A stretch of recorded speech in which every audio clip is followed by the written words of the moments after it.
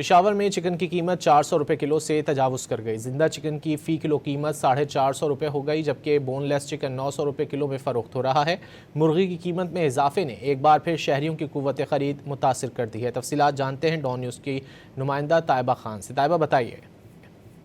बिल्कुल, बात करें चिकन की कीमतों के हवाले से तो रमज़ान के बाद जो है चिकन की कीमतों में भी इजाफा होने लगा है। रमज़ान तक जो चिकन के रेट थे वो तकरीबन 380-350 तक जा रहे थे, लेकिन अब जो है तो तकरीबन 100 रुपये तक का इजाफा हो चुका है। और जो मार्केट है वहाँ पर जो चिकन के रेट है वो 450 तक हो चुके हैं, जिसके जो शहरी हैं उनकी कुव्वत ख़रीद भी मुतासर हो चुकी है। इस वक्त हमारे साथ यहाँ पे चिकन डीलर भी मौजूद थे और इनसे हम इस हवाले से बात करें क्या वजह है कि अचानक से जो है तो चिकन के रेट में इतना ज़्यादा इजाफा हुआ है। जी सर, आप बताइए कि क्या वजूहत है जिसकी वजह से जो चिकन की कीमत है उसमें अचानक से इजाफा हो गया है रमज़ान के बाद? बिस्मिल्लाहिर्रहमानिर्रहीम।